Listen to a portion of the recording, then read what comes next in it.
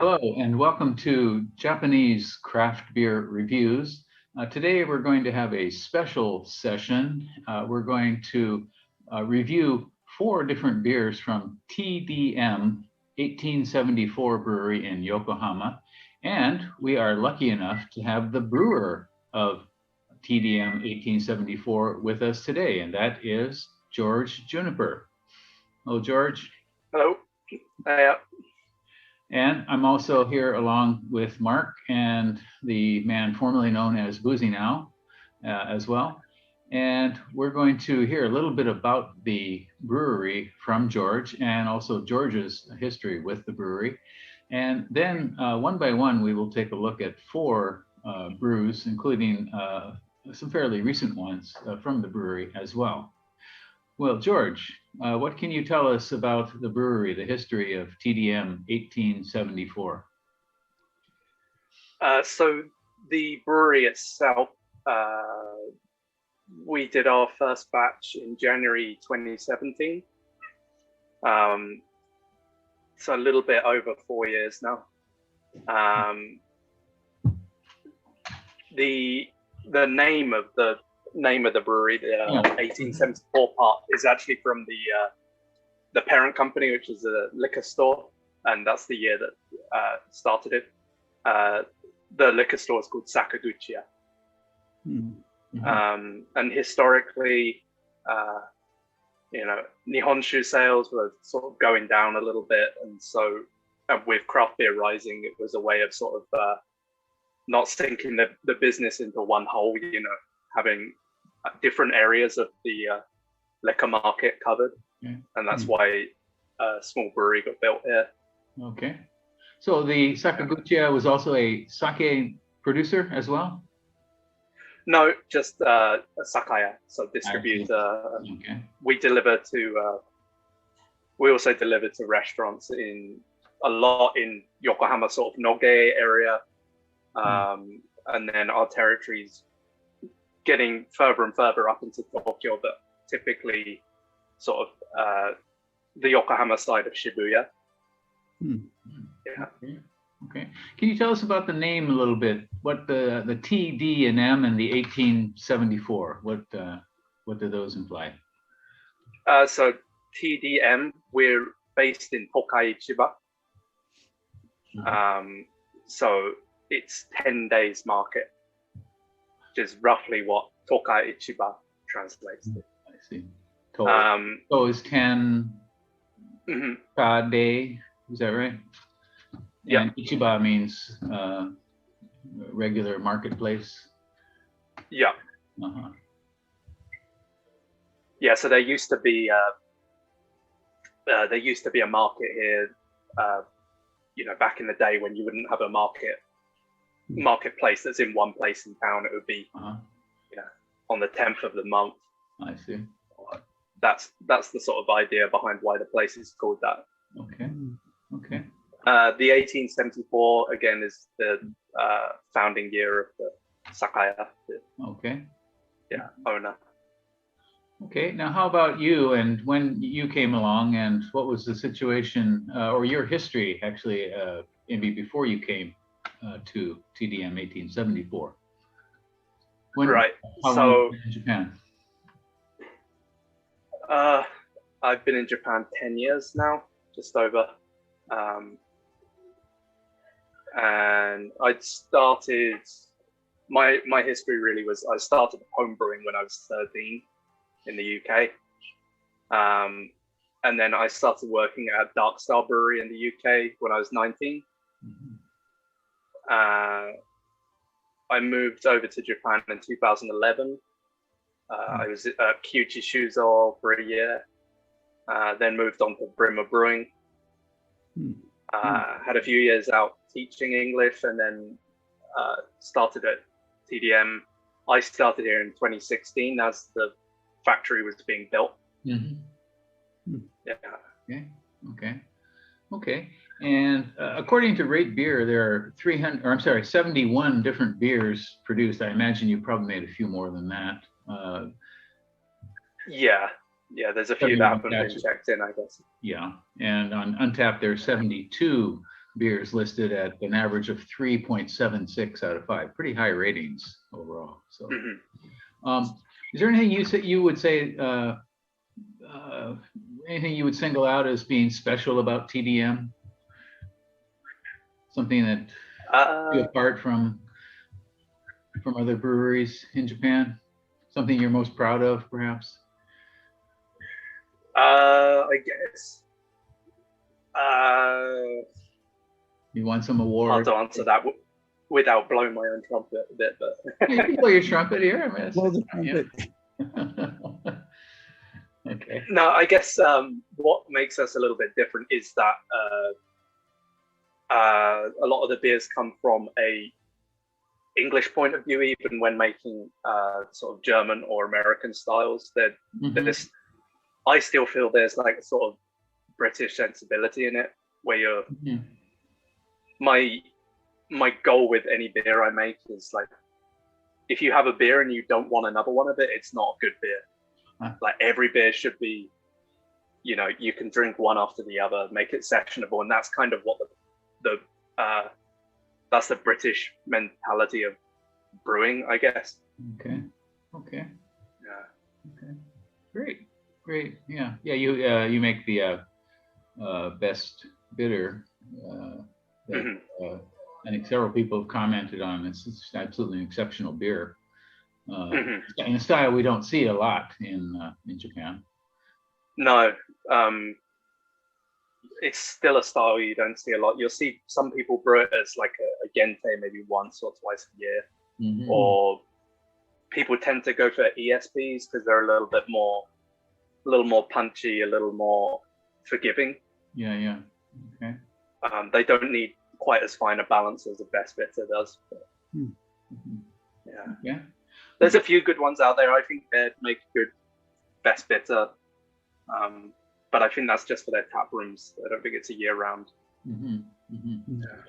And yours, of course, is a year round beer. Yeah. It's actually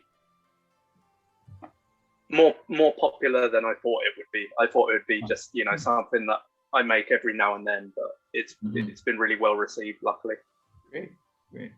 And Mark Allen, would you like to grill him in any way? I mean, anything you'd like to find out? Yeah, sure. Well, since you're on the best bitter, and I just had one after quite a long time. I haven't had your beers for a while, and just when you found out that you had your own online shop, I put in an order. So, when I tried it, the thing that stood out for me, and it reminded me when you came to Kyoto, is that the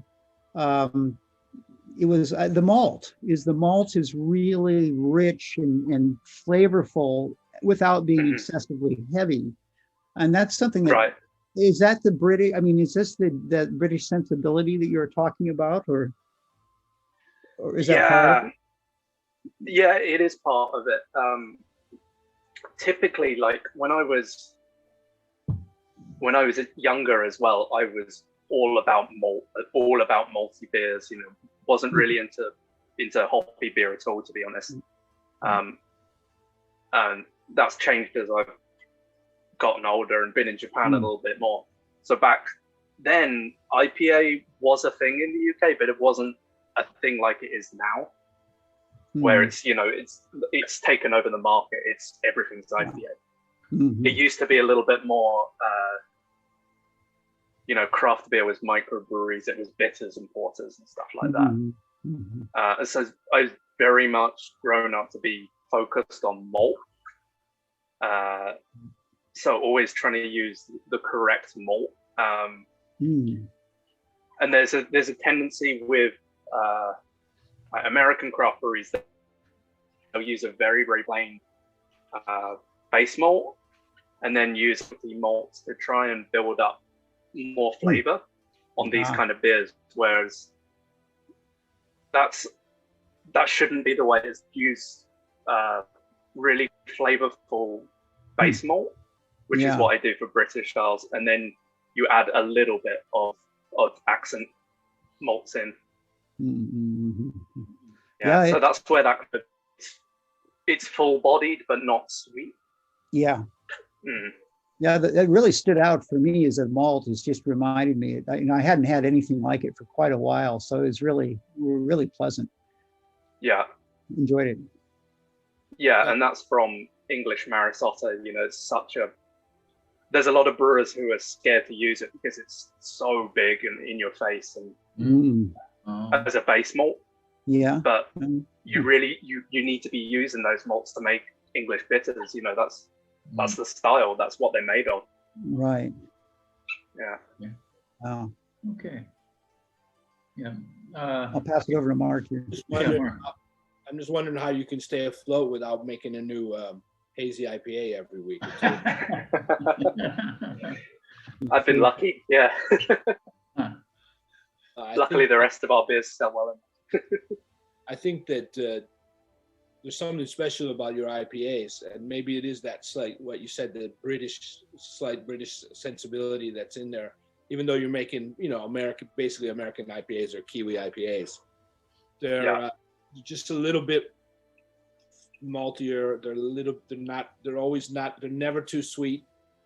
They're hoppy, but they're not just like fruit juice. I think that you've managed to keep, and all the IPAs I've had from you in the last couple of years, you managed to just go right down the center. I think, it's not old school, but it's not trendy and just following those trends either. And I think, that this is something I really have appreciated lately with IPAs, Yeah.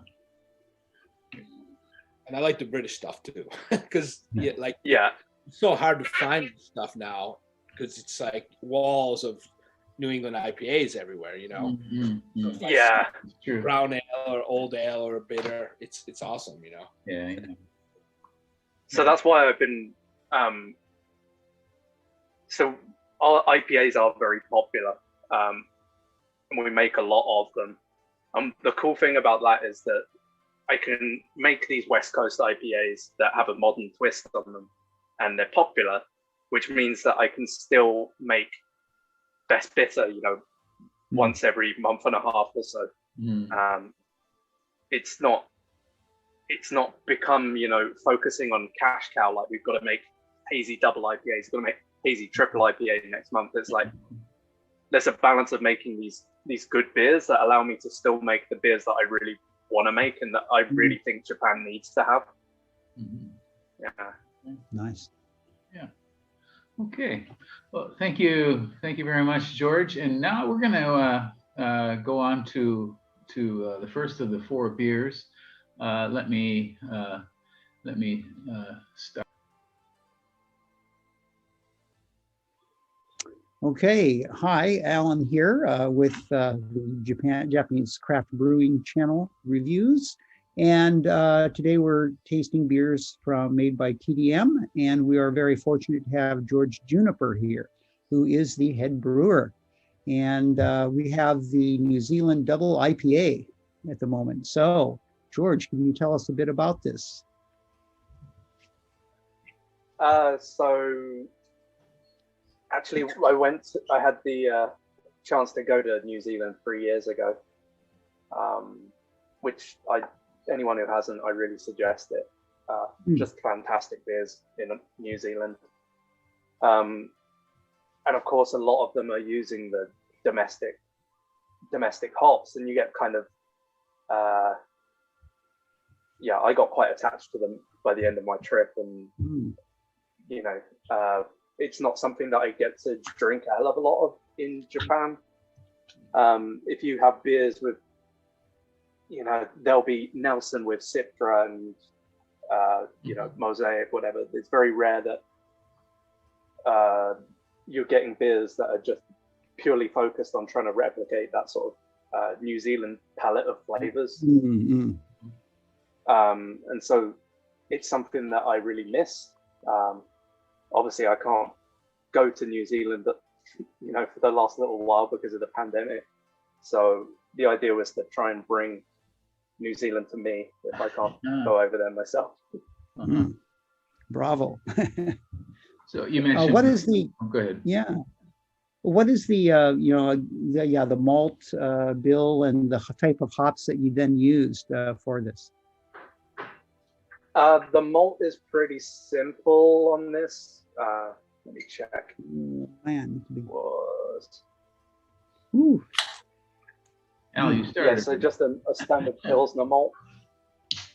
Pilsner malt. Wow. Yeah. I couldn't get hold of New Zealand malt at the time, so it's had to be. It's not 100% New Zealand ingredients. Mm-hmm. But yeah, a little bit. You're cheating us then, huh? Okay. And rye, you have rye in here. Oh, Yeah, there's a little bit of red rye crystal malt and orange peel. So crystal rye isn't as it's got a little bit of spice, a little bit of sort of almost tobacco kick, but it hasn't got that flabby sort of heavy cloy that normal crystal malt has.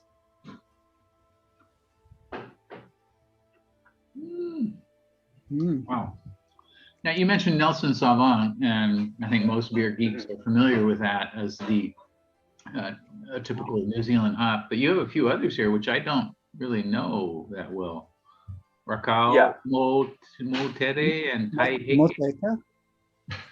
Some different types of hops. Yeah, so Rakau is another hop that I really love. It's got this beautiful sort of nectarine stone fruit character to it. Fairly soft hop. It's not super aggressive. And then Motere, which is a new one for me. It's got sort of notes of passion fruit and ever so slight, almost noble hop character, the sort of hay bale sort of waft of aroma that you get off of it as well, which I thought was really cool for a New World hop to have, you know, both passion fruit and a slight noble bend to it. And Taiheke is another one there as well, which is kind of a little bit of lime peel character, similar to a Cascade, but just a little bit more towards lime rather than grapefruit, I think. Wow. These are all New Zealand hops? Yes. Yeah, 100%. Okay. Interesting. Yeah.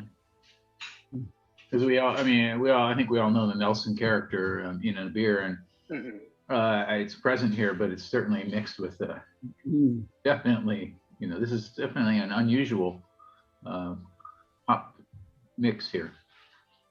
Yeah, and because there's a lot of people who really are put off by Nelson Sauvin because that character is, so aggressive. Oh, is that right?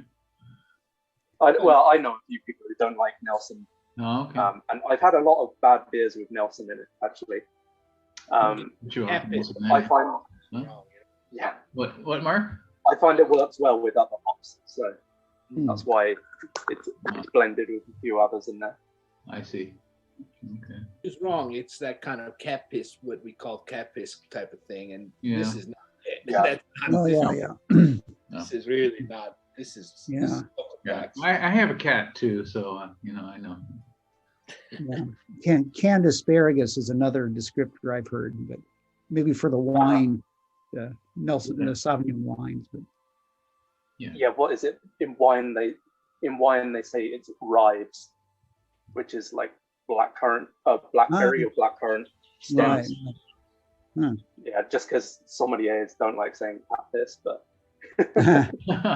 What do they call it? Say again. Current. Ribes. R-E-B-E-S. R-I-B-E-S. That's a word I don't know. I think that's the spelling for it anyway. Yeah. It used to be like it used to be a food source in Europe when there was nothing else. People used to eat them. So okay. That's why people know what that flavor is. Yeah. My goodness. Okay. It's really. The aromas are really complex. On RateBeer whatsoever. Untapped, there were 14 when I checked yesterday at an average of 3.96 out of 5. So this is 7.5. Say again, Mark? What's as high as West Coast Brewing? This is inside joke for for those who don't know. 7.5% and 62 international bittering units. So it's got some heft to it. Right, definitely the nectarine you mentioned, the passion fruit, the lime, and the hay. Yeah, a little bit of hay too. I mean, this really, there's so many layers of hop aroma. Yeah, there are. There really are. Yeah, and then there's a sort of it's not a really heady one, but there's a slight dankness as well from. Yeah. I find most New Zealand hops have this sort of really dank note to them, but it's not. It's not the same as like American style dank flavor. It's a little bit more soft and fruity. Yeah, I was going to say earthy. But yeah, definitely dank, and very herbal as well. I mean, there's a lot going on here. Yeah. That dank character, which I mean, I kind of associate it with all New Zealand hops to some extent. Do you think that comes from the soil or from? I mean, you know, I don't want to use too many weird wine words here, but is it coming from the soil or what? You know. Yeah. I mean, it does because there's a few. I wouldn't know off the top of my head without looking it up, but there's a few different hop varieties that are grown in New Zealand under different names. Taiheke might be one of them actually, and then there's some other ones, but they are basically they're hops that are under a different name in the US. So like New Zealand grown Cascade is so different to American grown, but they're genetically the same same hop. And then like I can taste when hops taste Germanic, like that they're grown in Germany. So like German grown Cascade Amarillo has a flavor to it that's like, yeah, I think that's grown in Germany. That, you know, they have this, whether it's the terroir or it's you know, the standard of the plant, like the factory that they're processing the pellets on and stuff like that, imparts a flavor that you can pinpoint it. Interesting. Yeah, so I do think New Zealand hops have their own terroir. I'd love to try some more of them side by side with like the same hops that are grown elsewhere. But that's the first thing I noticed when I got to New Zealand. And in New Zealand, they're using a lot of New Zealand malt as well, and the malt has its own flavor that's quite uniquely. It's quite unique to New Zealand. So yeah, I suppose there is a terroir, there is a sort of line running through all of them that makes them taste, you know, New Zealand. Interesting. Very. Have you ever used the Moto Eka? I don't know if my pronunciation is right. And what do you use? So there was, before this double IPA, there was a New Zealand IPA. It was a 6.5 lower hop charge. And that was Nelson and Moto Eka. Okay. Yeah. That would be more typical combination for a New Zealand influenced beer, right? Yeah. Yeah. So this has got the Muter hop, if I'm pronouncing it right. It's the first time I've used it. It's a new one for me. I just wanted to play with that different hop. Rakau, I've used a bunch before. I know what it's like. Okay. Wow. Well done. Final thoughts, gentlemen? This is you could bomb me with these hops anytime. Really. Yeah. We'll have to get the Osaka skyline. We have to get the plane fly over Osaka sometime. Yeah, please. Actually. Yeah. Bombard us with hops. Yeah, that's amazing. This is really nice. Really good. Really super unique. It's not. I mean, a lot of sometimes we argue about double IPAs. Sometimes they're just too sweet and heavy for me. But this is not. This is not. Yeah. This is not. It's got a big body, but it's not. It's not that sweet, and it's not. No, it's not at all. It finishes very clean for a double IPA. Yeah, absolutely. And it's got a unique characteristic, I think, with that mix of hops. I mean, this tastes like like no other double IPA I've had. Yeah. It's I would have to drink 3 or 4 more, I think, to try to tease out all the flavors and aromas. I think when you said layers, I think Mark mentioned layers of aroma. Yeah, there is a little waves going through there. It's complex. Yeah, it really is. Yeah. Like how you don't let anything get in the way of the hops in this thing. It's just like they're just there. Yeah. That's it's just beautiful. It really works well. Yeah. How did you, if I may ask one final question at least, how did you decide on the quantities of which hop? I mean, did you experiment, do several experiments, and then decide on the proportions? How did you come up with the proportions of hop to get this really neat layering character? I'm usually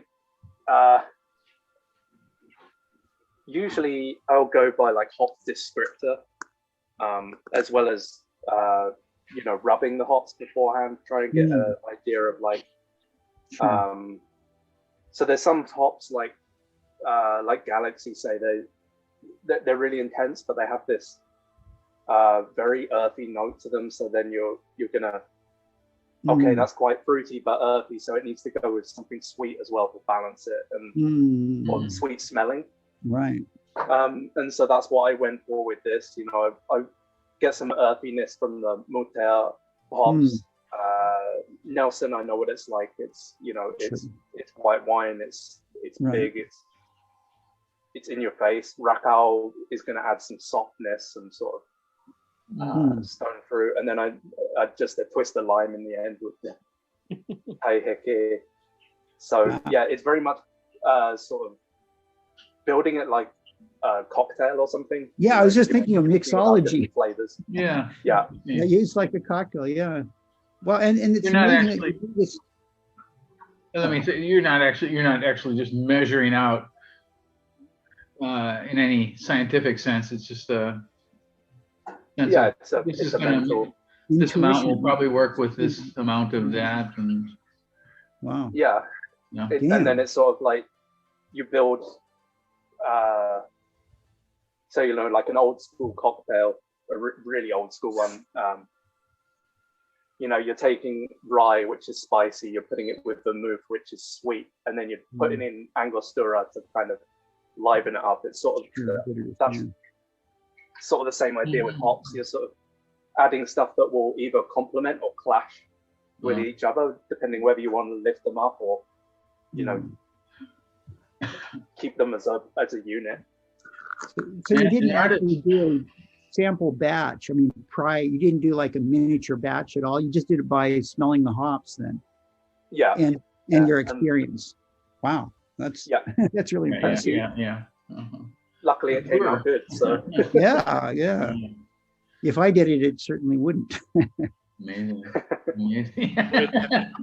Doing sample batches, I think. Do you? No, we don't have any space to do no luxury sample for that. batches. You don't have pilot system or anything? No. If you ever do, you have some volunteer tasters. That's right. You betcha. Send it on down. I mean, that's the beauty of having like a brew pub size system. Is like, okay, we'll make this beer, and if it completely bombs, we just won't make it again.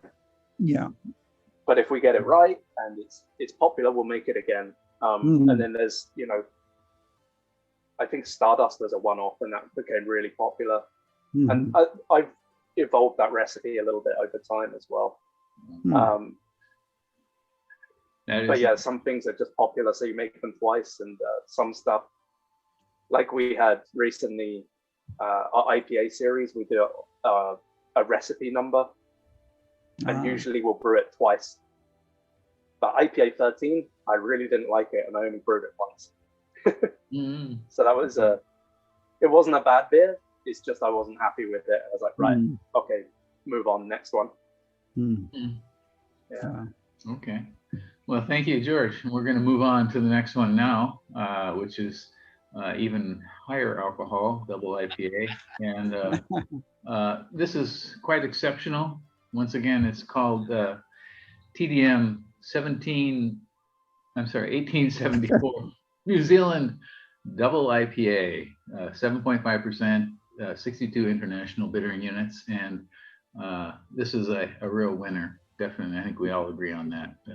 Created something quite new, quite different from most double IPAs you will have. Let's move along, and we're going to take a short break and then come back with another beer. Thank you.